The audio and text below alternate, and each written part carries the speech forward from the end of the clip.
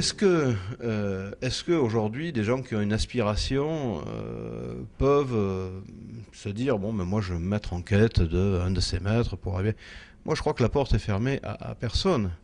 Simplement la question c'est de savoir est-ce que les gens veulent payer le prix. Parce qu'aujourd'hui on a l'impression que pour beaucoup de gens, pour accéder à la spiritualité, il suffit de prendre un livre, de lire 3 lignes, d'être un spécialiste universitaire pour se prendre pour Abu Madian ou Abu Yazid al-Bistami ou Ibn Arabi.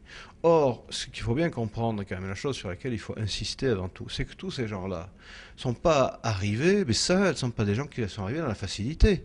Ce sont des gens qui sont arrivés d'abord dans l'effort. Ce sont des gens qui ont été la plupart du temps des ulama, qui connaissaient le Coran, qui connaissaient le hadith, qui ont passé pendant des années et des décennies des périodes de jeûne, d'ascèse intense. Bon, c'est Nachazili, par exemple, c'est connu, a passé des mois dans les environs de Chazila, qui était un petit village autour de Tunis, à manger de l'herbe dans la montagne et des orties, c'était sa seule nourriture, et à jeûner pendant toute cette période de Khalwa qui a duré sur plusieurs mois.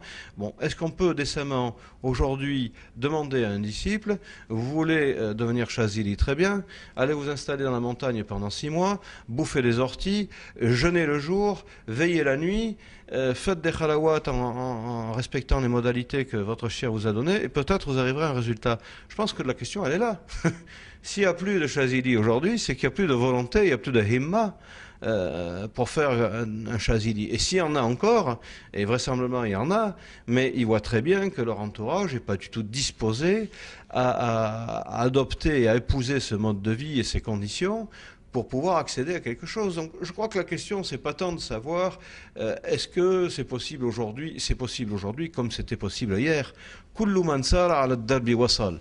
Tous ceux qui marchent sur le chemin y arrivent. Mais encore faut-il marcher sur le chemin. Le problème, c'est qu'aujourd'hui, les gens veulent le beurre et l'argent du beurre. Ils veulent le maqamat al-ulia, ils veulent pas en payer le prix. Or, il faut bien dire, aujourd'hui, comme hier, on ne peut absolument pas espérer obtenir un résultat en matière de spiritualité sans en payer le prix. Donc, ce qu'il faut bien comprendre, ce qu'il faut bien intégrer, c'est que de toute façon, tous ces spirituels, que ce soit Ibn Arabi, que ce soit Abu Madian el-Ros, ont eu des vies difficiles et pénibles et n'ont accédé à la sainteté qu'après des mujahadat, des efforts sur eux-mêmes qui ont été très, très prégnants.